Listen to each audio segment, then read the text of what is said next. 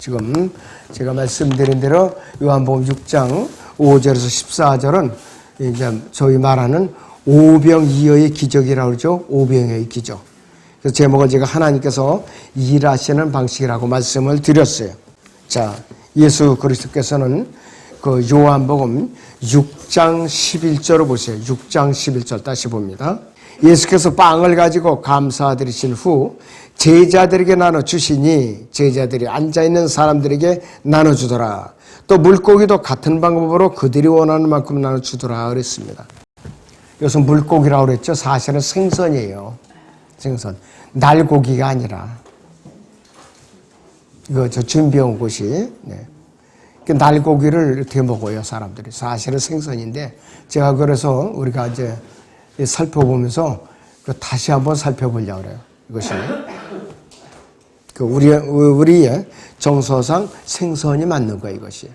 자, 그런데 예수 그리스도께서는 보리빵 5덩어리와 물고기 2마리를 그분 앞에 놓고서 하찮게 여기시지 않고 오히려 하나님께 감사를 드렸어요. 인간적인 방법으로는, 생각으로는, 어린아이가 자기 먹으려고 가져온 도시락을 우리가 뺏어 먹으면 어떡하느냐. 있는 대로 돈을 더 걷어서 사와라. 이랬을 거예요. 빌립이 그런 생각을 갖고 있었다고요. 근데 예수님께서는 어떻게 자기가 하실 것인가 미리 마음에 품고 계셨고 빌립을 마음을 시험해 보시기 위해서 이제 얘기를 던지신 거예요. 그런데 기적이 일어나죠. 자, 하나님께서는 모세의 지팡이로 10가지 재앙을 일으키셨죠. 출애굽까지 하셨죠. 자, 그리고 또 소년 다윗이 돌멩이 5개의 문매를 사용해서 그 필리스티아의 거인 골리앗이 이마를 갖다가 완전히 꽂히게 갖고 넘어뜨렸죠. 뿐만 아니라 또 시리아로 포로로 끌려간 이스라엘의 그 어린 이름도 없는 여종이 나만 장군 집에서 이제 일을 했던 거예요. 근데 그 아주 용맹하기 짝이 없는 거인인 나만이 문득병에 걸리니까 그 어린 소년을 통해서 그 어린 여종을 통해서 엘리사를 만나서 구원에 이르게 하는 역사가 일어났단 말이에요. 하찮게 보이는 하나님께서는 그런 역사를 하시는 거예요. 그리고 시돈의 사르밧 과부, 자기하고 아들이 마지막으로 빵을 구워서 먹고 죽으려고 마음을 먹고 있었는데 엘리사 선지자가 나타나서 그걸 먼저 나에게 다오. 그래갖고 그거를 갖다가 빵을 구워서 엘리사에게 줬지요. 그런데 그 과부에게는 엄청난 그 물질이 생겼죠. 병을 다 갖다가 모아라 이거예요. 넘칠 때까지. 그래가지고 이제 그 팔아서 쓰라 이거예요. 그렇게 해갖고 기적을 일으킨 일이 있었다 이것이. 그런데 예수 그리스도께서는 여기서 보리빵 5개와 물고기 2마리로 5,000명이 넘는 사람들에게 먹이는 대역사를 시행하시는 거예요. 대역사를 시행하세요. 자, 예수 그리스도께서는요 질서정연하게 일을 진행하세요. 왜? 여기서 혼란의 창시자가 아니에요. 축사를 하시고 먼저 제자들에게 나눠주세요. 그리고 제자들 하여금 여기 줄로다가 50명씩 100명씩 앉혀놓은 이 무리들에게 나눠주라고 이렇게 명령을 하세요.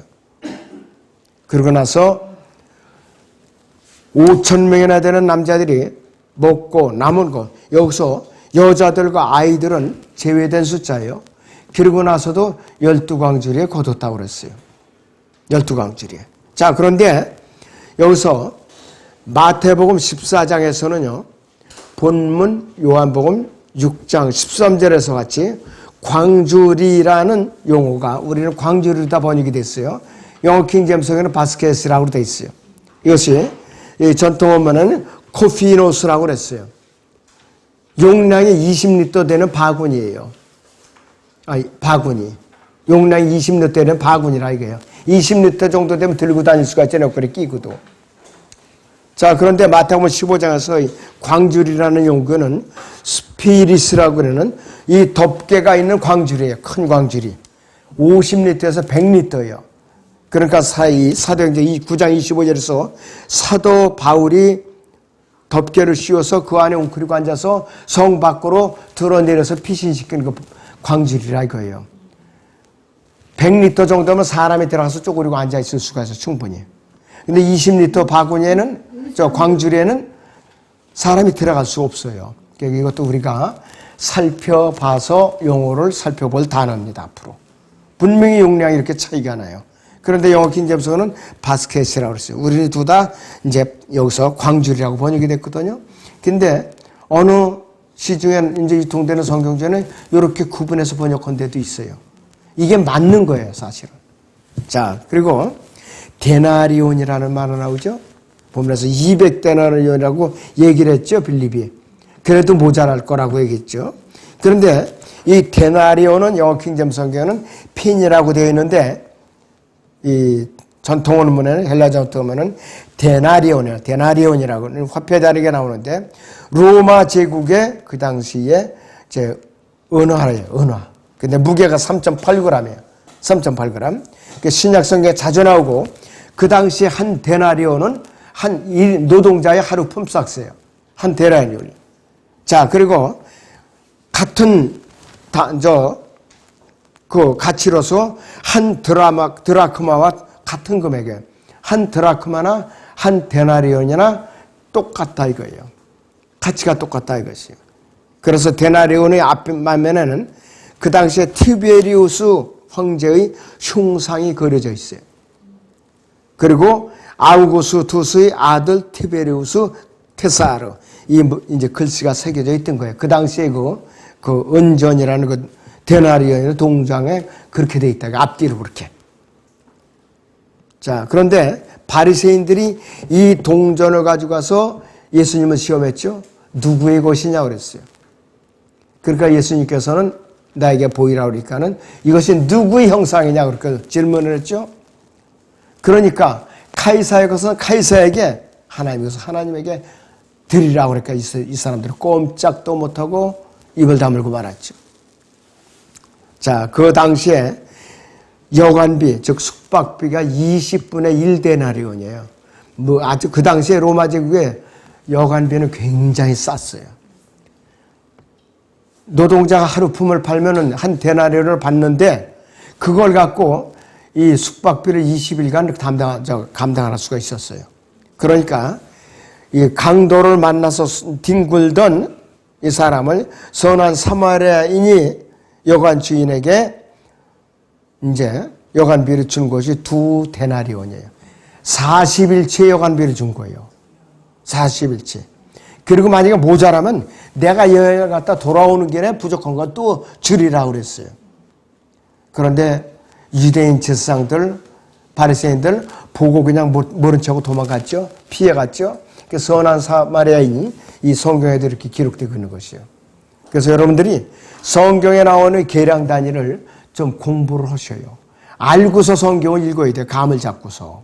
그래야지 그냥 성경 100독을 해도 소용이 없어요. 뭐 감이 잡혀야지.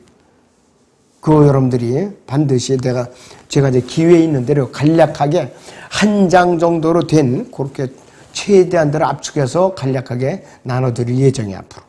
자, 이외에 예수 그리스도께서는 직접 기적을 행하셔갖고 사람들에게 직접 빵과 물고기를 생선을 나눠주지 않고 제자들을 거쳐서 나눠주게 하셨는가.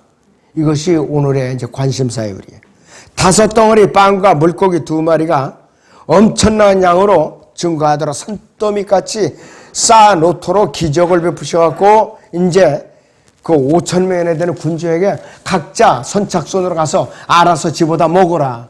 이렇게 명령을 하셨으면은 난리가 났을 거예요. 서로 먼저 그냥 뛰어나와가지고서 아마 밟혀갖고 부상당한 사람도 있을 거예요. 5,000명이나 되는 사람들이. 거기다 여자들, 아이들까지 쫓아나와가지고서 오면은 먼저 집어먹으려고 그냥 바지가리에 붙들고서 난리 났을 거 아니에요.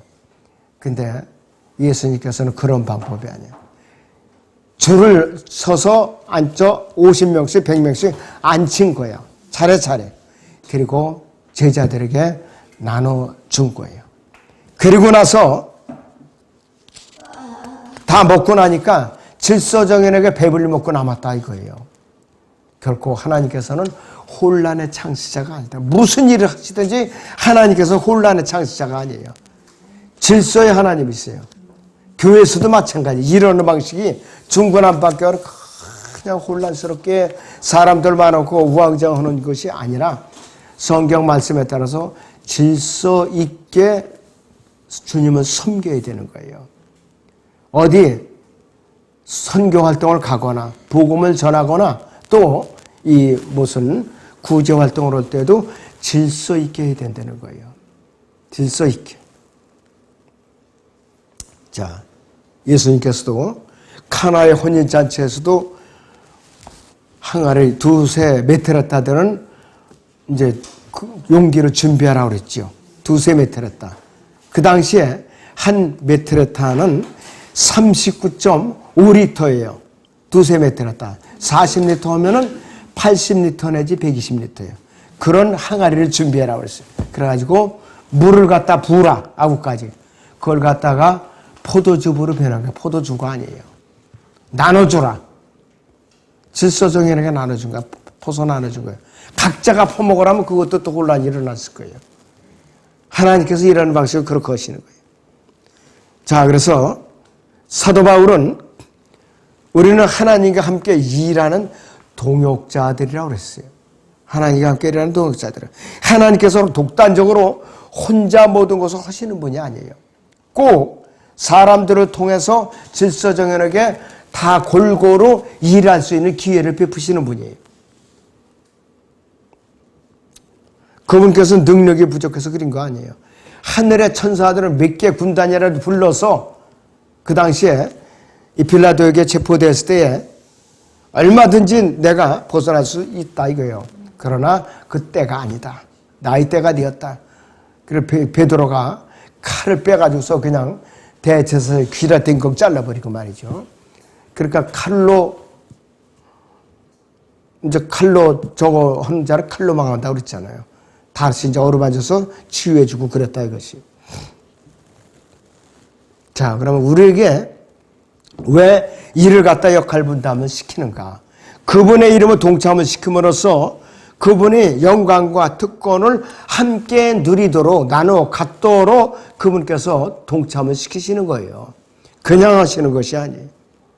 하나님께 주시는 것을 우리가 또 이렇게 나눠서 먹이도록 우리에게 사역을 나눠서 동참시키는 거예요. 늘 우리는 감사를 드려야 돼요. 하나님께 감사를 드리는 것이. 교회 안에서도 마찬가지예요. 어느 특정한 사람만이 독점적으로 일을 행하는 것이 아니라 골고루 참여를 해야 되는 것이에요. 여러분들이 이 시간을 통해서 그거 분명히 알아야 돼요. 예배만 참여했다고 다 끝나는 거 아니에요. 교회에 무슨 어려운 일이 생겼다. 동참을 해야 된다 이거예요. 그런데 모르는 체 하는 사람들이 대부분이에요, 요즘. 우리가 각성해야 될 문제입니다. 자, 지금도 하나님께서는 자신의 풍성하심과 굶주린 무리 사이에 우리를 세우셔서 우리로 하여금, 여러분들로 하여금 그들을 먹이는 거룩한 사역을 감당하도록 그분께서는 공동사역자로 쓰시다, 지금도. 공동사역자로. 이런 사역을 목사, 담임 목사나 선교사나 교회 안에 집사들만 가진 특권이 아니라 독점적인 사역이 아니라 이것이에요. 구원받은 성도, 그 교회 지역교회 회원이라면 누구든지 같이 동참할 수 있는 권리가 있는 것이에요. 근데 사람들이 어떻게 된 것이지 뒷공문일이 빼요. 먹는 데는 그냥 입을 하마같이 입을 벌리고 달겨드는데 섬기고 굳은 일에는 여러 가지 핑계를 대고 뒤로 빠지더라 이거예요. 만약에 예배 드리는 것도요. 일당을 얼마씩 준다. 그러면 아마 머리를 그냥 뒷싸매고라도 올 거예요, 분명히. 분명히 온다고요, 사람들이. 그런데 만약에 이렇게 여러분들은 자발적으로 예배 참여하고 물질을 섬기라고 하니까는 안 오는 거예요. 왜? 계산이 먼저 따르거든. 내가 오늘 이러면 얼마를 버는데, 교회 나가면 오늘 일당을 못 벌어. 이런 식으로 마음을 갖니까 사람들이 믿음이 자라날 수가 없어요. 분명한 사실이에요. 자, 주님께서 우리에게 그러한 원리에서 일을 맡겨주셨는데 이 일을 우리가 성실하게 수행하면 복을 받는 것이에요. 골고루 나눠주라 이거예요, 우리에게. 그렇기 때문에 주는 것이 받는 것보다 기쁘다고 그렇게 말씀을 하셨잖아요. 그 사도행전 20장 35절의 말씀이에요. 예수 그리스도께서는 정말로 아담에서 타락한 이상 모든 죄인들을 위해서 복음을 전하셨죠. 처음에는 유대인들을 상대로 그분께서 유대인 목자로 오신 분이에요. 왕국 복음을 전하셔서 만나는 사람마다 어루만져서 질병자를 고쳐주시고 또 눈먼 자들을 뜨게 하시고 벙어리를 또 입을 터주시고 그 다음에는 또 죽은 사람을 살려주시고 왕국 복음이죠. 이것이 기적과 표적이 일어나는 것이니까. 자, 근데 문제는 뭐냐 이것이에요. 그 현장에 모인 무리가 정작 그분의 말씀을 이제 믿지 않은 거예요. 눈으로 보이는 거는 다 그냥 혹해가지고서 달려드는데 말씀은 안 믿었다 이거예요. 그 사람들은 뭐로 상상을 했는가? 아, 이 사람은 마리아에게서 태어났고 목수의 아들이었고 가난한 집에서 태어났고 이런 것만 눈에 보이는 거예요. 이런 것만. 자, 더군다나 이들은 카퍼나움에서 행했던 이적과 동일한 표적을 나사렛에서 행해주기를 베풀었는데 예수님께서 거부를 하셨어요. 이들은 믿음이 없으니까 말씀에 대한 관심이 없으니까 안 했다 이거예요.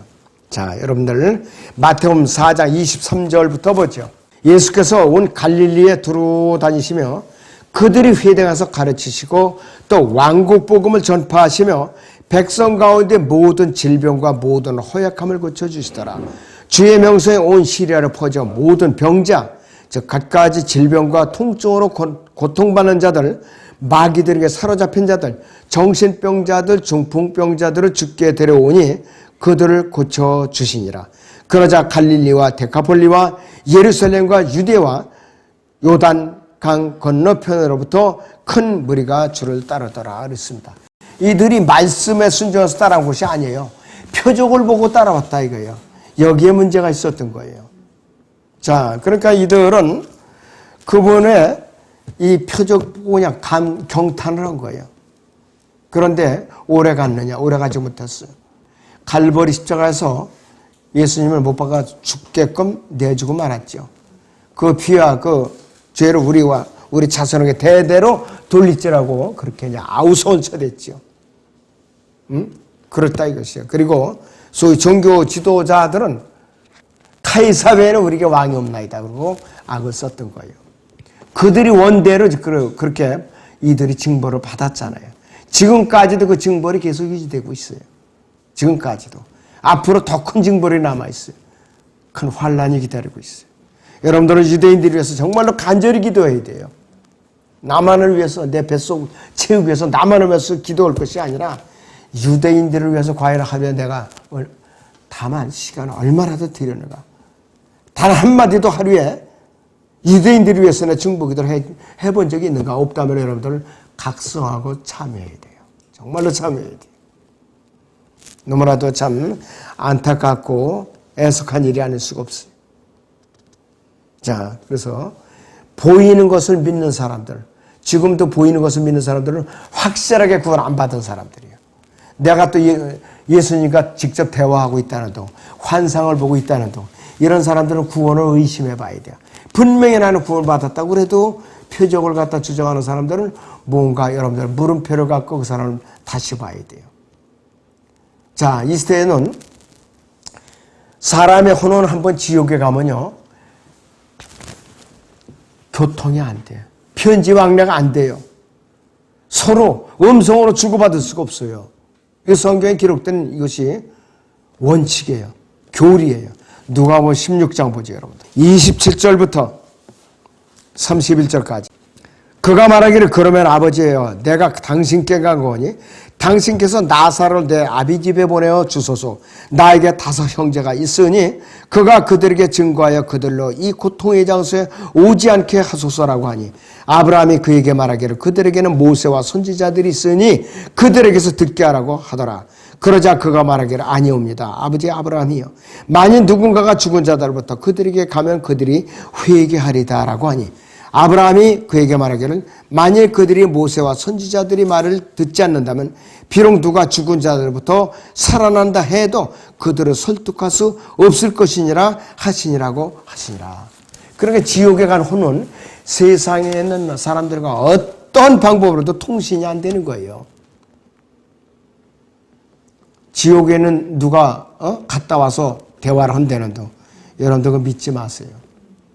지옥에 한번 혼이 갇히면은 교통이 안 돼요. 언제까지? 백보자 신발 때까지.